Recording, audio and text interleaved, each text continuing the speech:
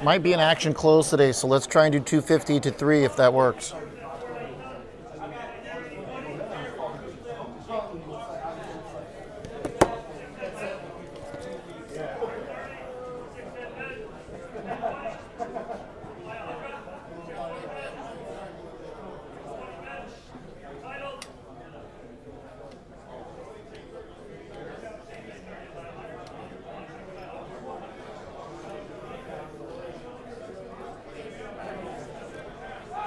Out with the old, in with the less old. Test, test. My audio is on. Matthew, you want to tell me how that sounds for me, por favor?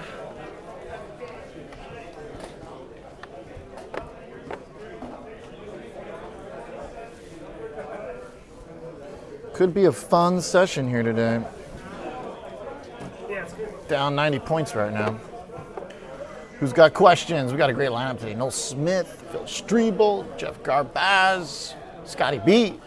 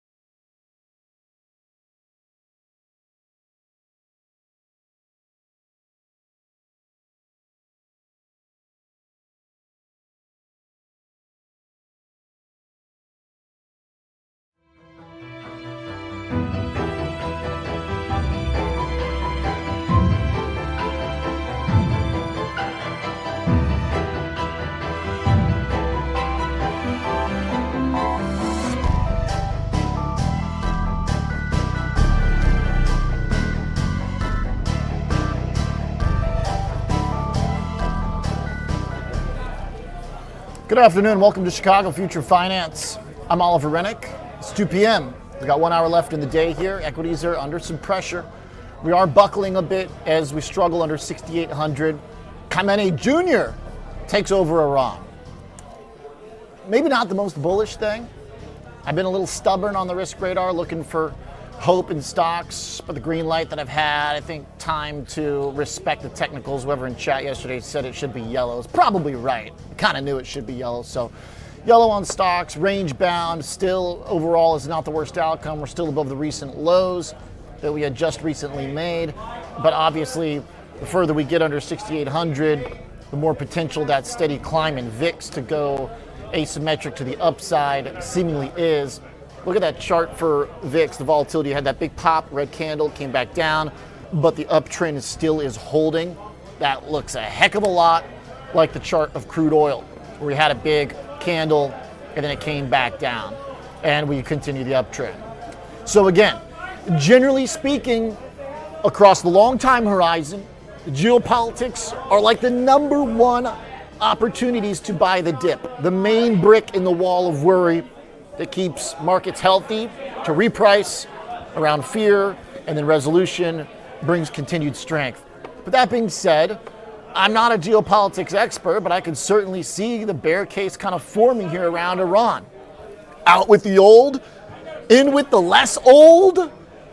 I'm not a geopolitics expert, but I don't really think bombing one guy to get his son in, which is kind of like that episode of Seinfeld where like they're all super old, the Mandelbaums, like his son is doesn't look like a particularly modern guy.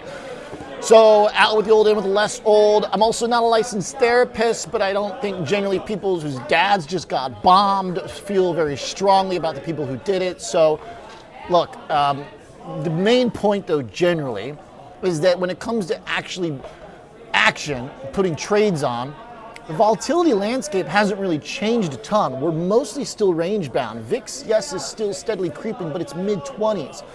And right now we are off about 100 points, roughly 95. So we're getting close to what the VIX says should have been the move. About an hour ago, it looked like the market should have been down a bit more, just based on simple kind of rule of 16 volatility, options math.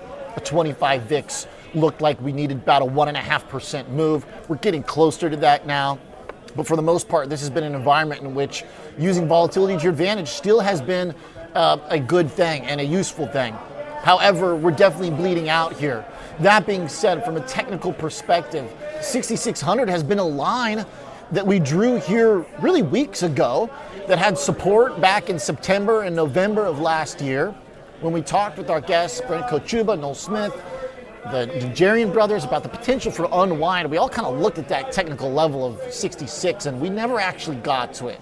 So if you're looking for that washout, there still technically could be some support down there. I think if we break 6,600, then maybe the red light goes on. I'm generally approaching the Iran situation similar to how I did the COVID situation, which is that when there are these exogenous risks that have the potential to have major convex asymmetrically negative outcomes, but usually don't. Geopolitics usually fade. Health scares usually fade. I stay yellow until there is real technical breakdown. And if you actually were following my coverage years ago during COVID, it was pretty much the same, where I kind of missed the first 5% off the S&P 500. But as soon as it started falling apart in late Feb, I got quite bearish and said that things were likely to break down in a meaningful way. So that's where we're at right now. I still generally hope maybe is not a strategy, but logic generally is. And for the most part, these geopolitical things are good logic for dip buying, or at least premium collection and harvesting if you get smart and go into the options market, which is exactly what Mr. Noel Smith likes to do at Convex Asset Management. Joining me on the Zoom. Noel, what's going on? Good afternoon, sir. Hey, how are you? Doing pretty good. It's a little action down here. You know, we're close to the lows of the day. We're basically at them right now, 66.84. We just hit below 6,700 about an hour ago, and we're kind of losing it. So tell me what you're looking at here in the market. What stands out to you? You know, I was talking with one of my colleagues earlier, and one of the things that I thought about highlighting on our hit today is if you look at the skew in the S&P 500, right? In other words, there's a lot more skew. There's a lot higher skew than usual. And as you start to get into these lower and lower strikes, the VIX beta to the stock market starts to increase, because what happens is the slope of the ascension of that term structure starts to move around more. So what you're going to start to see if we start going down more is VIX will be more reactionary vis-a-vis the S&P 500 than it typically would be. So it will be increasing at an increasing rate. Okay, and that's not a good thing. That's also what could maybe wash us out. That's kind of the idea of that uptrend line in the VIX that I've had, extending. We used to come down and touch that thing about once or twice a week. Not lately. It kind of looks like it's losing ground, like a balloon flying away a little bit.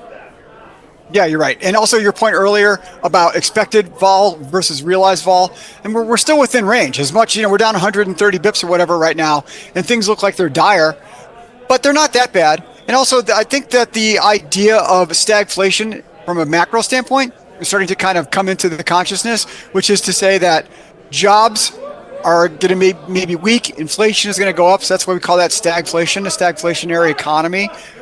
With higher inflation, because if oil continues to stay high for whatever reasons, right? Obviously Iran, the idea that we can cut rates if the economy starts getting weaker, that narrative starts to shift. So if you look at the Fed Fund futures market, the idea that we're going to have a bunch of rate cuts this year, it's getting lower and lower. That fits with the imminence of data, which I do think is somewhat important as well in this conversation. As you mentioned there, we do have a few things coming up tomorrow. Today's jobless claims were fine, but tomorrow we've got durable goods, we've got a GDP read, we've also got personal income and outlays, PCE, as a main indicator there, obviously. After the CPI hit with expectations, market didn't freak out, but to your point, this is messing up some of the expectations for Fed cuts. I was never one that thought we needed Fed cuts, but if the market had priced that in, who cares what Oliver Rennick thinks? That's going to matter if we price it out. Yeah, I totally agree. And also bear in mind that, a lot of the stuff that are the macro indicators, that is not in sample for PCE or CPI. That'll be more effect, next month. So, the idea that, gas is going to be $5 or $50 in California, that hasn't happened yet in so far as those macro data points go. So this stuff is kind of in the future. So you want to look at either forward predicting indicators or coincident indicators. But these things that are lagging, the data's not there yet. Yeah. So interest rates, the next meeting is kind of a non-issue. But I'm pulling up Kalshi right here. Let's go there to see what they say about the next Fed rate hike. Because that one, does kind of maybe get to an interesting conversation. There's some volatility here in this contract. Before 2028 has quickly zoomed past before July 2027. Generally before 2027 was never a high odds thing, but it hasn't moved. So the fact that now you're getting before 2028, extending past before July 2027, we're pushing that out. So that kind of adds on another thing for us to figure out here. What's, of course, I think important too for people to remember is that as we're pushing out the possibility of a rate rate hike, the interest rates are going up, and that's important because people got to remember that is backwards now. As yields go up, it's corresponding with pushing out, the hikes. So you get to some interesting places there where folks might have to start thinking about bonds as a factor. Absolutely. So something that, when I was running my prop firm, guys would come in and give me these stories about whatever they thought was a good trade. And I would always try to cut them off and be like, okay, great story. I don't care. What's the trade? So if you look at interest rates going up, 10-year calling it 4.3%, give or take, bear in mind that as a mechanical part of options pricing, as rates go up, calls get richer and puts get lower. So what you're going into is a questionable environment for the direction of the marketplace. There isn't a clear path for rate cuts. In other words, even if Trump wants to cut rates, he might not be able to without wildly taking inflation out of control. So it really does, the summation of this, what's the trade? This is a stronger environment for buy rights, options selling, premium harvesting. Vol is high, The path of rates is uncertain. The idea that we're going to have a stagflationary environment ticks a lot of boxes for the idea of options writing to create income where there otherwise might not be some, or if you're not able to extract alpha from the marketplace or directional, profits from the marketplace, you can get some of those returns from option selling. And I think the environment for that is better than it's been in a while. So I would look, if I were listening to me talk right now, I would look for opportunities to sell options in a risk-defined way. And we're thinking in the same lines here, because especially with the overall range holding, I know we're slipping out of that range to the downside, but again, that was kind of my point about the technical analysis with 6,600, because if you stretch back to fall last year, the range becomes 66 to 7,000. In the last couple months, it was 68 to 7,000. But, we're still fairly contained based on the last 6 months of trading. So when you have elevated vol and some definition of a range holding, buy rights, iron condors. The world is kind of your oyster if you know how to use options right now. It's a great environment for options. It really is. So there's a lot of opportunity for people that are paying attention. If you're listening to this broadcast, you probably are. If you're listening to somebody like me, you probably are interested in options. And I think the opportunity set now is greater than it's been. And also the idea that, Trump could turn everything around on a dime, we're going from tweet to tweet. So there is going to be some kind of a range within the marketplace. So I really do think that the environment is getting better and better for something like selling out of the money calls, selling defined risk strategies within the options marketplace. Okay. An easy done if you've got existing equity holdings, obviously, but, in terms of new positions too, right? Spreads, if you want to speculate on some of the earnings related stuff. Adobe actually today is about the same as the market performance. That was one of the worst performing cloud names. But it is, I will admit, as we get closer, to the bell here, it is hard to find stuff that's doing great today. Noel, most sectors are down, but energy's up, obviously, utilities and staples. So you've got some kind of defensive trade. But I bring up Adobe because, the software group is only down 60 bips today.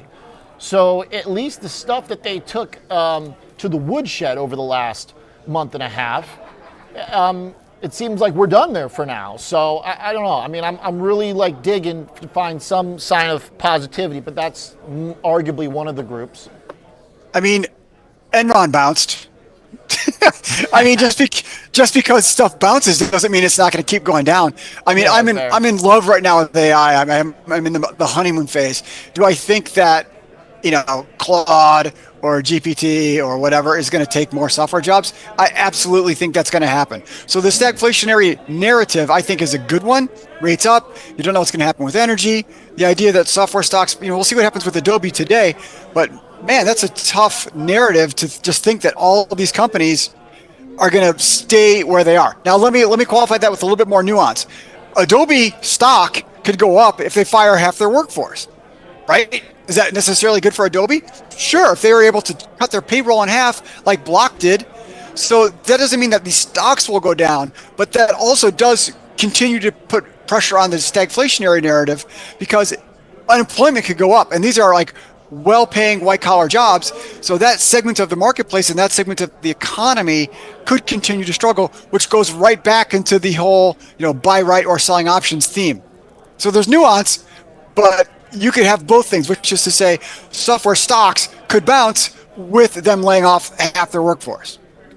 Since you mentioned it again, for those following along here, make sure we don't, lose folks behind us. I think for the most part, kind of a straightforward, strategy with the buy rights, but just pulling up because I'm loving using AI as my co-anchor, as the education tool for the show.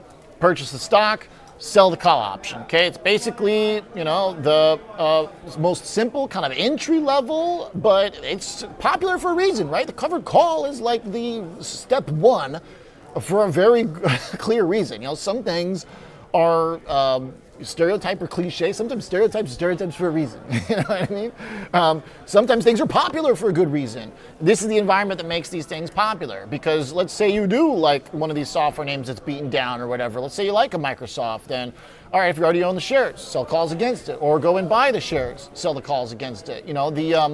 there's a reason why certain things are very popular, and as this is kind of the most basic thing, it's a reminder that this is an environment in which it works. That's exactly right. I'm not really a buy right guy. It's not like something I've been doing with my life, but there's a time and a place for everything. And Sure. selling options now it's the time and the place to at least look at those ideas. Yeah, I'm into it.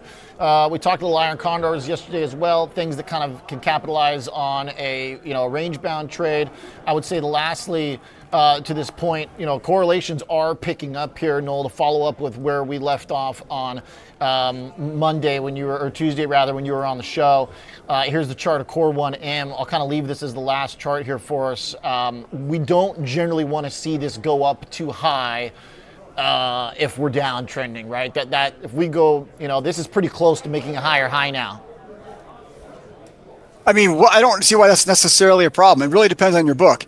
If you are short that, Fair. You don't want that to happen. But when we talked about this a couple of months ago, we said, we do trade dispersion and correlation, but the absolute value of those ideas was so rock bottom low as to we don't really want to be participants at those levels.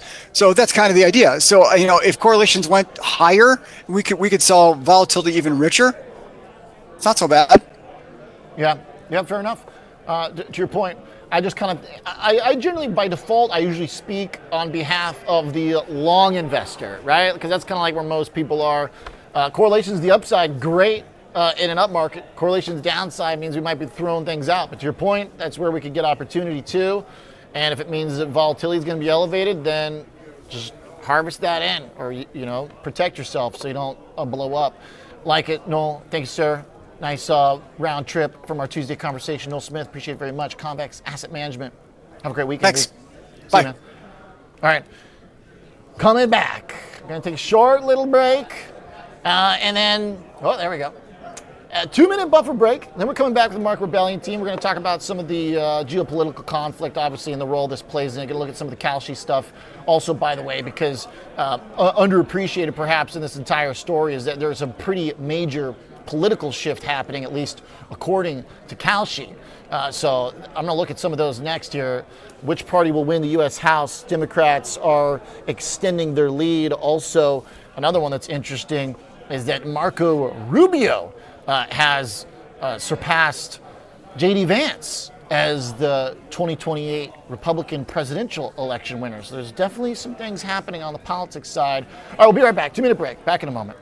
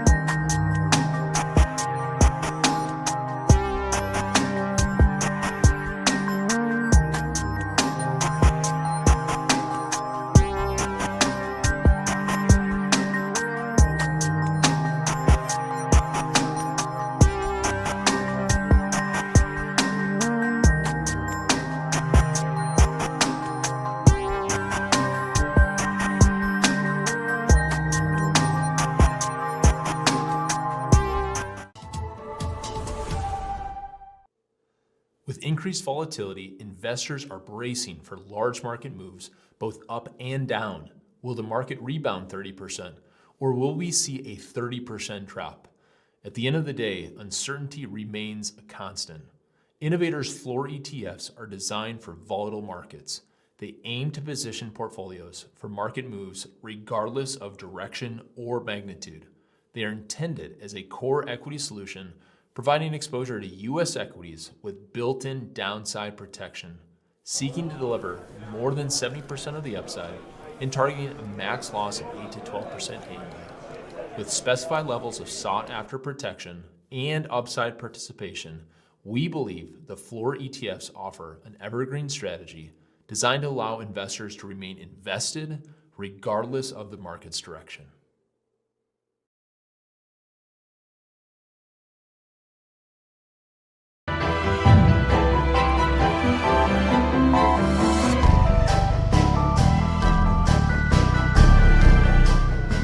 All right, we're back here. Stocks are getting hit under some pressure. Big surge in WTI with another double-digit move, percent, and volatility up on the day. VIX pushing higher as we get down to lows. There's also some major political shakeup in the betting markets happening. Joining me, Jeff Garbaz from Market Rebellion.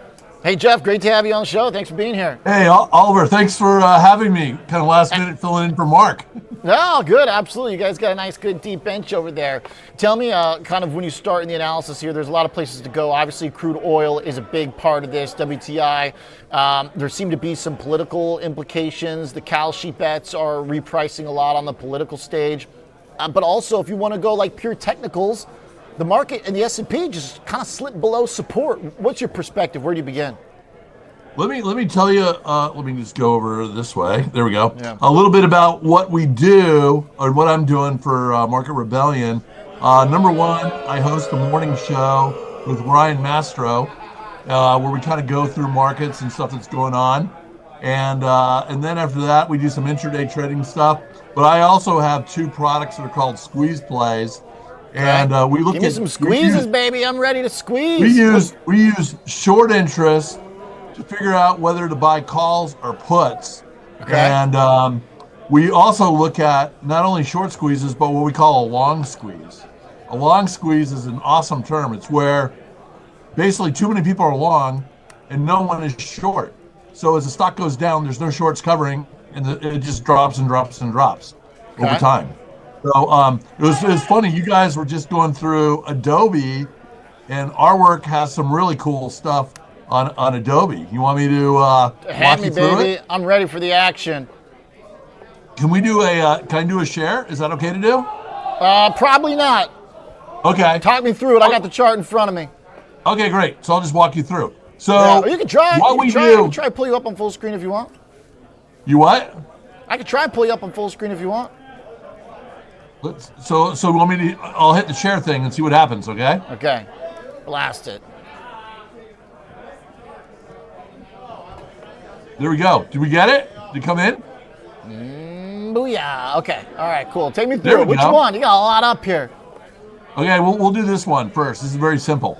So here's what is unique about what we do is we once we know how many shares are short, we build our own short ratio unique to anyone else's. Then we look at the range of that. So right now, the short selling in Adobe is at 100%. So basically, these shorts have been making money on the way down. How do we know that? We quantify that over here. Let's just take a quick look. Here's Adobe. And you can see so far the shorts have made 13.8%. Okay. And historically, in 18 times where it's had heavy short selling, the shorts have been squeezed 66.7% of the time, and they've made money a third of the time. And so the average squeeze, the stock goes up 16.8%. When the shorts make money, they make 11.4. So far, the shorts have made 13.8. So they've already made their maximum amount, so to speak. And once we know that, we come back here, and then we can look at put and call activity, and we can see we got these red dots here. That means that we got a lot of excess call buying going on right now as we're coming into this report. And then we go over here, we click on the volume, and we can see the volume has just turned positive for the first time since basically the beginning of the year. So we got a little bit of upside coming. And last but not least, we look at seasonality. So seasonality is about to end its negative period and turn positive. So I gotta go with the viewpoint that this thing could move up, not down on earnings. So we we're could like actually what, three? How many of those charts lean positive? We got 5 out of 6, 6 out of 6. So this is a 1 out of 2. This is a lot of call betting, so this is a positive. It's starting to beat the S&P, starting to beat the sector, starting to beat the group, and volume just turned as well, and seasonality is about to turn. Yeah, so most of it is turning positive from a lower standpoint right now. I like that. It fits with the general subject we've been talking about, which is the software group firming up. The worst performance. Well, here's the previous crazy 3 thing. months finally catching some love. Well, here's the crazy thing about software right now. Because we have all this data on short interest, I work with this guy who came out of Fidelity, and we've been working with him for 30 years. But I know right now there is $285 billion short software stocks. Okay. In the last 5 periods, it's gone from 330 billion down to the 285 number. So we're starting to see taking profits. We're starting to see some covering for the first time. Shorts are taking some of their gains, and it's by far the biggest place where people have been short. And it's worked since last October. So now we got to see how it's going to play out, kind of going forward.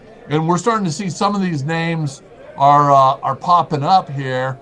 One thing that we're not seeing, though, which I'll show you this chart. This is kind of cool, and you can see it on. Once you on get Shopify. one chart up, I'm going back to you because you're making my eyes bleed with all them. There we go. I like that. There you go. Okay. Here's the one chart. This is the Erlanger put call 10-day ratio, and you can see it's popped a little bit. But I'll show you a chart where it really popped. Was on. Look at Shopify. Look how that climbed. When this put call climbs and a stock's at a low, that's a signal that it's going to turn around and pop, and that's what happened with Shopify. So that's the squeeze, right? You're getting lopsided down at the lows. Yeah, it went from 110 up to 130 in a couple of weeks. So a very quick move to the upside, and so right now we just got the latest short numbers. Short numbers come out every 2 weeks. You can see like people have been covering Shopify. They've been taking their gains, and now it's starting to go back up a little bit, kind of bit by bit, in terms of what's going on. But for the overall market, we still have lots of shorts in the market. You can see Jeff, here. I'm wondering if there's anything to be said about a shift between hardware and software, because I've been loving the semiconductors, but they're starting to break down a little bit, and folks in chat were asking if it's basically a spread trade now that's going to go in favor of cloud. If that's the way we express optimism in tech, is to go long cloud, short semis. Are they getting squeezed in the opposite over on the hardware side? It's interesting that you say that. I will show you a chart. Okay. I'm gonna go here. Let's see. Pull it up. Because the relative strength, while you do that, I got the relative strength up, which is starting to, after months, obviously, of software just getting wrecked. It's starting to tick up in the other way. It's not that I don't like the semis anymore, but maybe there is a point there to be had. Here's our report. So right now, this shows you this is by sector, and right now there's 151 billion short of semis. Okay. Okay. Software's at 285 billion right now. So if people start covering their software short and they go into semis, the next time we get short interest data, we're going to see that movement. And to your point, the hardware space is at 123 billion. So we are probably the only people who have this data that do this tracking of this. We've been doing this for a long time. Have a lot of hedge funds that use our work, etc.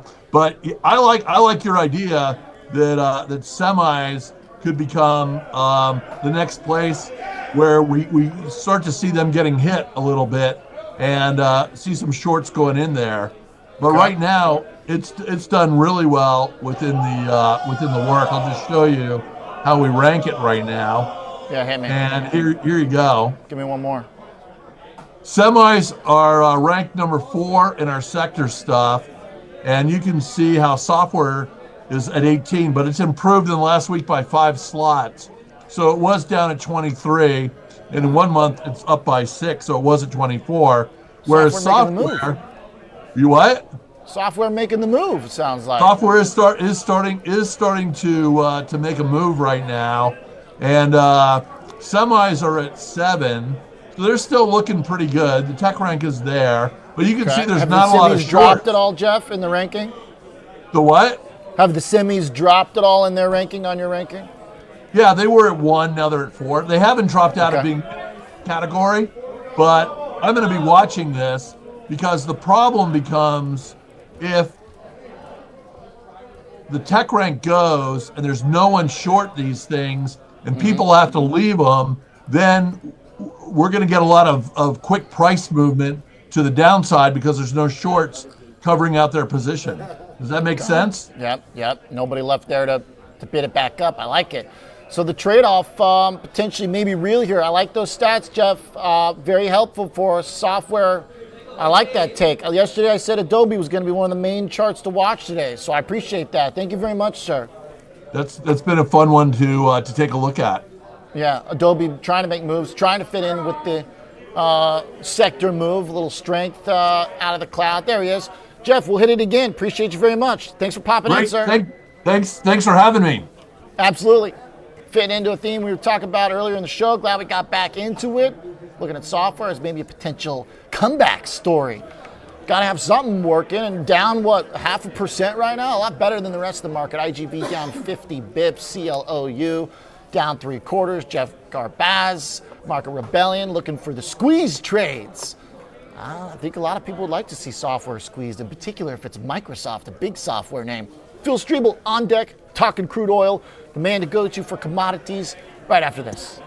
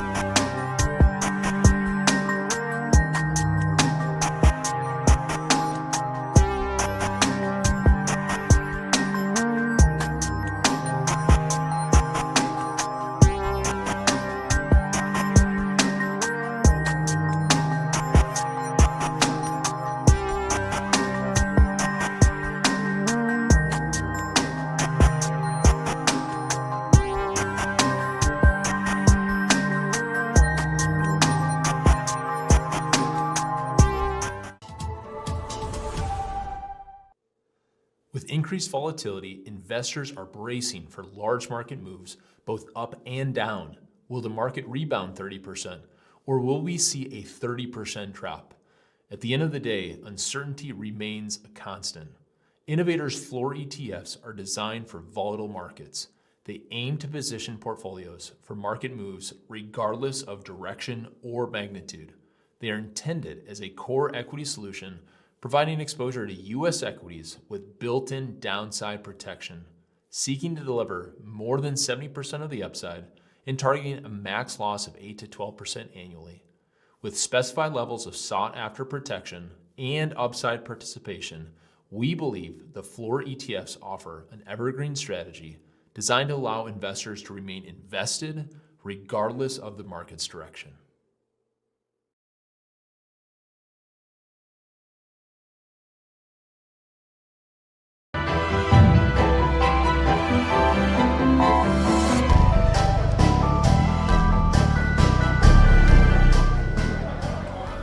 All right, we're back here. S&P 500 down 83 points. We were worse off a few moments ago at the top of the show. We were at 66.80. We're a little bit above that right now, but still, it's been a bit of a rough session. Got Mr. Phil Streible joining me on the line from Blue Line Futures. Going to talk some crude. Phil, great to see you. How's that Florida weather treating you? Oh man, it's beautiful down here. So yeah, it's been a volatile market in all these commodities across the board. It seems like we're going from one particular commodity segment. It was the precious metals markets in the late last year into January. Now we're shifting into the energy space. Even the agricultural products are seeing volatility as well. So it's global disruption. You know, with the U.S.-Iran conflict in week 2, that Hormuz disruption, the dominant macro driver here. So you look at crude oil up about 39% here since that February 28th breakout to the upside, and markets are just whipsawing on every Trump headline. The WTI chart, I gotta say, if I didn't know any better, Phil, it looks like it wants to make another run, because when I see that long wick candle and then just immediate resumption of bullish behavior 3 days since, I'm not loving it if I'm short crude. No, not at all. I mean, you have a defined range with the Monday high 119.48 to that spike low on Tuesday at 76.70. You look at the OVX, it's at 125. I mean, that's creating some serious conflict premium within the option space. But, you know, any kind of credible ceasefire with the war will be over soon. You could see a $10, $20 drop within 24 to 48 hours. But at this point, it seems like the disruption at this is just too great for the market to handle. So every dip is just getting bought at the moment. I can only imagine that airlines, cruise ships, freight companies, anyone who needs a lot of these things, diesel is really scrambling right now. Royal Caribbean is down, lower by 6%. Airlines down 4%. Certainly painting a pretty clear picture. Jets ETF maybe coming up on support. Might be a good one to watch if that breaks down. That could be a tell that things are getting worse here for crude. I mean, look, like I said at the top of the show, Phil, I'm not a geopolitics expert, but bombing one guy to put his son in, I'm not sure how much progress that is. Again, yeah, not my area of expertise. That was definitely a gut blow to the administration, and something that I don't know if they were planning or they were intending on taking him out in a strike. But the whole problem I think his leg was pretty messed up, so I think they might have missed that one on the whack-a-mole. But I mean, geopolitics aside, you look at where oil's at, you look at where energy, you look at where agricultural products are at. You're seeing even some of the outside energy names like the sugar market, which, remember, converts into ethanol and things like that, pushing up as well. So these inflation expectations going up, 10-year treasury yields up at 4.25. I mean, this does not look good at all. You got the dollar index could potentially break through that 100 in the overnight. You just have stagflation right full front and center. And, you know, gold surprisingly coming down 5,100. Key level supports right around that 50.20 to 5,000 mark. I think we get down there, that'd be a commodity to watch back to the upside. Yeah, gold might be needed some time to reset here a little bit, but struggling. You know, I wonder if the move in bonds is going to disrupt that. I have to say here is that I was looking for a few things I got wrong earlier this year. Most recently, I was thinking crude was a fade earlier than it has been. But before that, I was wrong because I thought when we left 4.2% on the 10-year that we were going to make a move higher. Now, obviously, we went the other way, but now we're coming back that way. But the point is, I kind of think that you still look at the economy, and other than the jobs miss that we had, the numbers have been pretty consistently strong. ISM's consumer sentiment, consumer activity. Tomorrow we'll get a test with the GDP revision. Hopefully that doesn't go down. But I thought there were reasons to sell bonds anyway. So yeah, you throw an oil spike on and, you know, higher prices, yeah, maybe there's a real trade here. Well, all that economic data that you're outlining and what could potentially come ahead, coming out in line, slightly firmer, reaffirms that Fed stance that they're not going to cut rates anytime soon. And if you look at the way that markets are positioning or predicting, they're saying no more interest rate cuts this year. And that's got to be a devastating blow to, the Trump administration. I mean, just how hard he was on Jerome Powell. Jerome Powell's got to be pointing at him, CNC. I told you so. It's not me. It's the economy, stupid, or it's some of the actions that are done by the administration. And, unfortunately, this was not the one-two punch that I thought that the administration was planning for. And it looks like it's escalating into a much longer event than it was pre-planned. Yeah. The precious metals trade, the catch with that is they had been a sort of catch-all, almost like safety plus speculation all in one, going up kind of no matter what happens. But if you get the move in the dollar, because we're pricing out Fed cuts and maybe pricing in a need to counteract, dollar moving higher could foil that silver trade. Maybe a pun there? So you're going to need to pair it.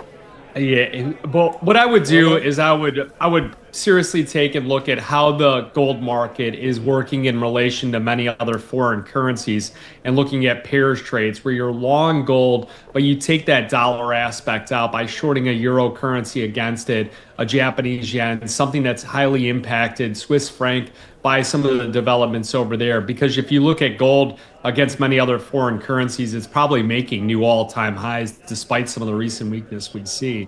So, Dennis Garman, you'd always say, well, gold in euro terms is making a new high. And it took me a long time to figure out exactly what he's saying, but essentially that's what he's looking at. And you look at a lot of foreign individuals, they're probably saying, hey, get me out of my weakening currency, get me out of my weakening, equities, and get me into something like a safe haven play like gold. Okay. So buy dips on gold. Sounds like maybe you're still thinking? I firmly believe so. Structurally, we're all still there. Central bank buying, I think, will come in on any type of significant decline. I still believe that there are people that believe that it is a great portfolio diversifier as we do. And I believe that's something you want to own. Is there a dollar level that ends that trade? Because we're getting pretty close to 100. This thing hasn't really made higher highs since 2025, maybe a couple there. Yeah, going at the end of 2024, going into 2025. This would be a major range if it breaks out above 100.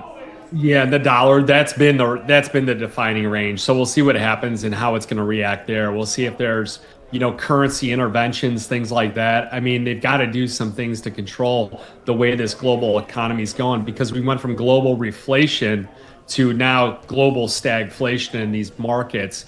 On the gold market, back to it just on technically, you want to get above 52.50. A break above there is going to open up the doors for a much higher move. We failed there 2 days ago. Very disappointing on that move, but we've seen just volatility in everything from the yields to these currencies just escalating significantly recently.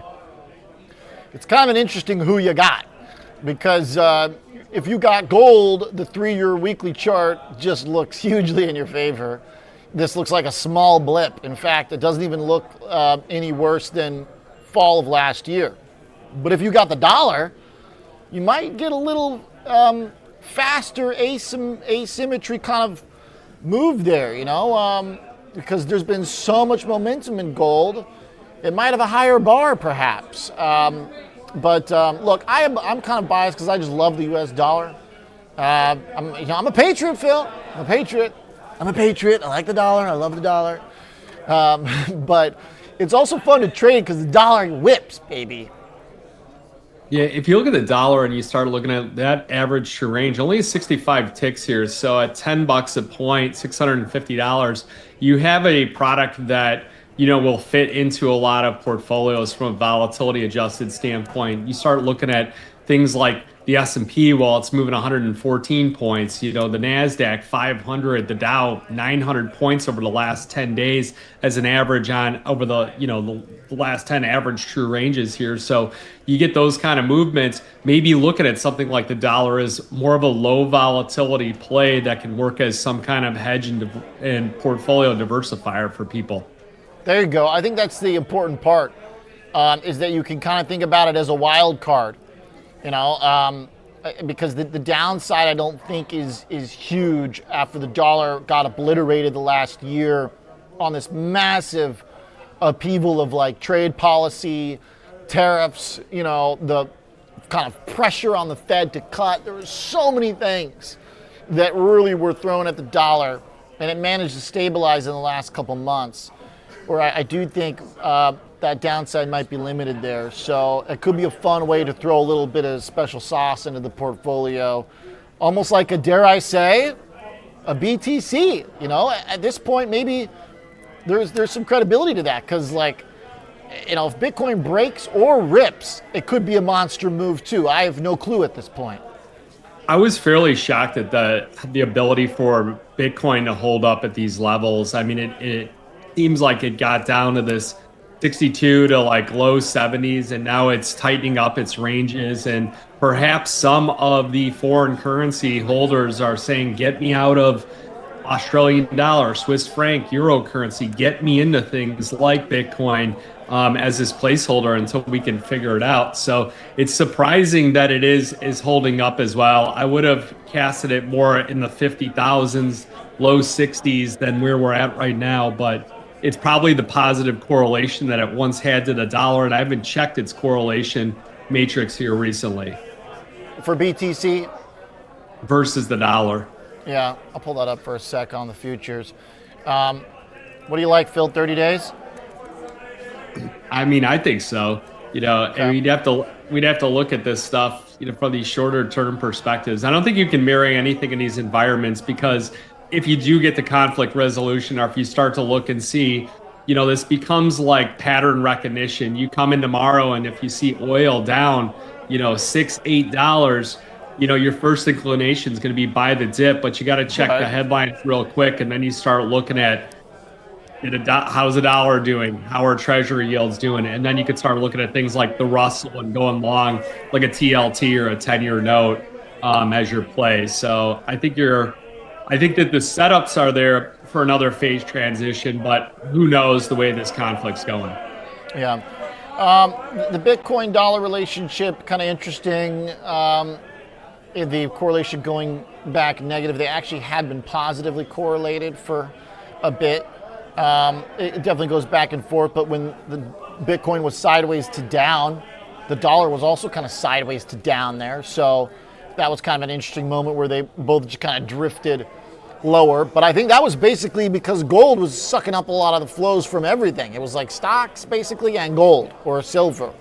So if gold and silver come off, you could have an interesting situation where the dollar kind of wreaks havoc on everything. But I think that would take a really powerful move. And I do think we know that as soon as is possible, the president's going to come out and start jawboning Fed and rates again and say, we're done. It was quick. We're out. No more. But I don't think you can reasonably do that if oil's trading at $100. No, not at all. So, and I mean, you start getting all these different inflation components moving back up. Something that, slightly off topic are like mortgage rates. And just when that conflict was getting ready to go, and it was that weekend, one of my friends is a mortgage broker, was like, should I do all these locks right now? And it was like, not a bad idea, and locked in those lower rates. And now I can only imagine that yields got to be going up significantly on like 30 years and whatnot. Yeah, no, that's fair. 10-year yield 4.25 right now. Certainly is pushing up to the recent highs from Jan. And we get a little, topsy-turviness, hikes, maybe not hikes getting priced in, but cuts getting priced out and yields go up. It's been the relationship for a while, though, the way that works. But with all of it, Bitcoin actually holding in there today. So maybe some hope springs eternal here. I feel like the cross-asset assessment, always good at it. I think the dollar is a big part of it. So buying the dips on gold, same apply to silver? I believe so. Silver looks really good in comparison to what should be going on in that market. You also have copper futures holding up quite well here. Copper's got a defined support level, which is right around 564 on the downside. Saw a lot of dip buyers come in there. Saw a lot of sellers come in at the 595 on up to just anything slightly over 6. So that's a product here that you get. The AI story's just been non-existent here at the moment. at least from a headline news. And if all of a sudden, these AI companies, these data centers are using some of this, distraction where they could refocus their efforts and things like that. They could get things positioned. This tells you that things like copper, having that type of electricity rather than utilizing things like natural gas and crude oil and gasoline just makes complete sense. Going back to the grid, going back to solar and things like that. Love it. Ready to buy dips on metals for reasons also, not just currency-wise, but a little secular trend. Nice, love it. You demand for the commodities. Nobody beats him. Phil Streible. Thanks, Phil. Thanks a lot. Thanks, Rob. You got it. Chief Market Strategist at Blue Line Futures. All right, we got the bell in 9 minutes. We're going to take you up into it as equities are trying to find some reasonable strength. Not much, but we are up off those lows. Scott Bauer taking us into the close. Be right back.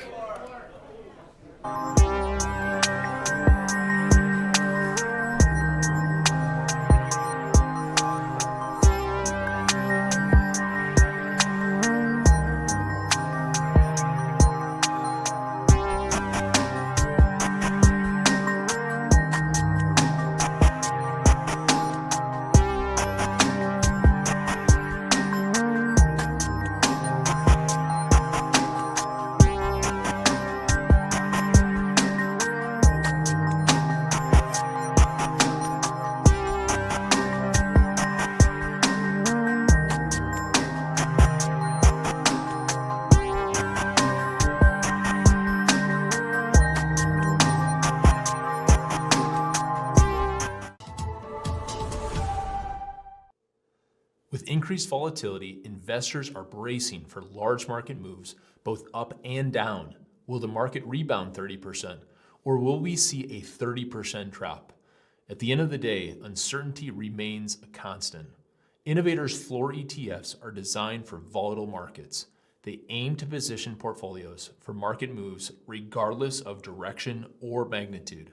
They are intended as a core equity solution, providing exposure to U.S. equities with built-in downside protection, seeking to deliver more than 70% of the upside and targeting a max loss of 8 to 12% annually. With specified levels of sought-after protection and upside participation, we believe the floor ETFs offer an evergreen strategy designed to allow investors to remain invested regardless of the market's direction.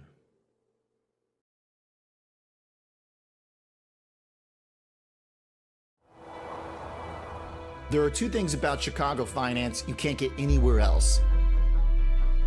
The first is kind of hard to miss. Everyone's trading options. Cboe is on a 5-year growth streak making billions, and its goddess of grain sits atop the final pit of open outcry. And that's what it's all about. The chance to fend for yourself. A fortress for the self-made trader, and the only still standing in America. The second thing you may not know, but it's worth trillions.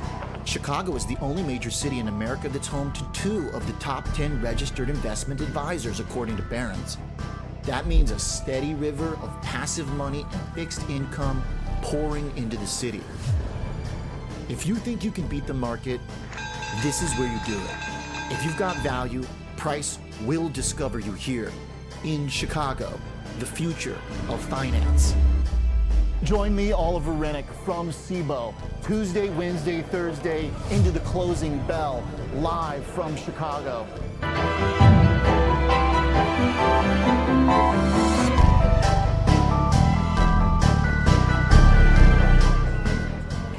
Okay, here we are as stocks slip towards the lows of the day. Just not able to hold on to just the slightest of bids in the last hour, as we are getting hit pretty hard. Market now down 1.4%. So that's pretty much the lows. Here's a look at the S&P 500 futures as we're just plugging right along to the downside, 6680. Iron, maybe that's 6600. The intraday low from 3 sessions ago, Friday into Sunday night, was at 65. 84. So we're pretty close. And now that 6,800 looking like maybe it became resistance, which certainly would not be good. Got Mr. Scotty Bauer popping into the Zoom. Right in time for the closing bell. Scotty, what's going on? Market is unable to hold a bid. What's up with that? It is ugly, sir. It is ugly. It is ugly. You know what? It's about, yes, oil. It's about interest rates. Bottom line, it is about interest rates here. And we talked about it yesterday. We talked about it the day before, last week. This is a massive move. And we talked about, even if we got past 430 on the 10-year, we got up to 450. Could the market hang in there? Well, you know what? The market is really struggling right now with a 430 almost handle.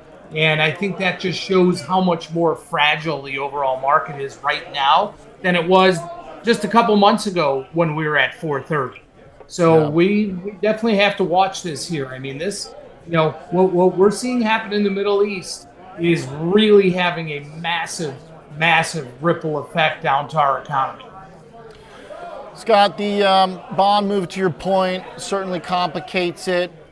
As you know, I was thinking earlier in the year that yields were going to go up anyway, so you toss in higher crude, maybe that makes sense. But obviously this is not the way we want it to go up. No. That said, other than a jobs miss, the data have been largely okay. Jobless claims right in line with expectations today, below them by 1,000. Tomorrow could be a big deal. We've got the GDP revision, but more importantly, we've got PCE, and we've got also inflation, GDP, durable goods. That's what I'm looking for. There's durable goods. Yeah. It's going to be interesting with PCE. Is that going to show something somewhat tame like CPI did, or is it going to show something different? The CPI number was okay. It was pretty good. There were a lot of caveats, though, about, didn't include what happened with the beginning of conflict with Iran. So what is PCE going to show right now? I think the market is expecting a hotter than expected number. It's a tricky one to figure out because the bond yield's moving. You kind of got this backwards environment where if we're not going to cut, yields are going up. Which is always kind of fun as we price in hikes, yields go up. Love that. But that's kind of, maybe it's reordered itself a little bit actually in terms of some kind of traditional relationship because a couple years ago when we first started cutting, yields are going up as we were cutting. So this might be a little bit more traditional by some standards. Yeah, I think what that goes to show you, Oliver, is the massive amount of volatility, not just in the equity market, but in the bond market and commodities, and that we really don't know what the next move is going to be. This volatility we're seeing, again, we've talked about it, it's great for traders, not so great for the overall market, but we're coming down a pretty critical area here. S&P is just a little bit lower here. We've got to hold that. We really have to hold that, or this thing can flip pretty quickly here. I actually think, personally, we are way oversold. I really do. Now, maybe I am discounting the fact that this situation with Iran maybe is going to last longer than many would hope. If it does, that's not going to be good for the markets. It's not going to be good economically. I'm more of the camp that it's going to be shorter rather than longer. So, I think even right now, even though it's not a so-called technical level, you look at whether it's the S&P, the Qs, you want to look at your favorite stock. I think it's good time to dip your toes in a little bit. I've been doing them with selling put spreads and selling iron condors, as we have spoken, because premium levels are just so expensive. There's the bell right there. VIX 27 is where we end. S&P 500 down 1.5%, almost right along there with the rule of 16. Maybe still a little bit small of an S&P move, but volatility. We did catch up in terms of the realized move today compared to where VIX was when I walked into the Cboe floor at 25. So tell me tomorrow, Scott, let's do a hypothetical here. Let's say the market doesn't like what it sees from the data tomorrow or whatever reason. Let's say we get down to 66 in the S&P. VIX is pushing above 30. Tell me how you approach that as a last thought here. I mean, that's the area I'm looking at, man. And if we get there, I'm definitely going to be buying, but I'll have some pretty tight stops. And you do it through if we get I would more than likely do it through selling put spreads. There we go. Just because, if I get in a position, I'm not looking for what's going to happen 2, 4, 6 weeks, 8 weeks from now. It's not an investment. It's a trade. So I would be looking to take advantage of this massive premium that we're seeing. Yeah. To your point about oversold, we're getting close to 30 on the RSI. Not quite there, but it's been deteriorating steadily, so it certainly has gotten intense. Market couldn't hold up there today. Too much to bear, I guess. Dollar did end up adding 0.5%, and crude oil almost a double-digit move to 9.28. Looking for maybe a touch of that 6,600 to slam the put spreads again in hopes that this thing can stabilize like it's got. Thanks. Yeah. Appreciate it, sir. Have a good one. Glad we got you in the bell there. Scott Bauer, CEO of Prosper Trading Academy. Scan the code, learn how to trade. Man, help me do it. All right. Rough session. Stocks couldn't hang in there. But at least we're still above possible support, 6,600. Good luck with that tomorrow. I will see you Tuesday, 2 p.m. Central Time, Chicago Future Finance. Thank you for tuning in this week. Appreciate it. Have a great night.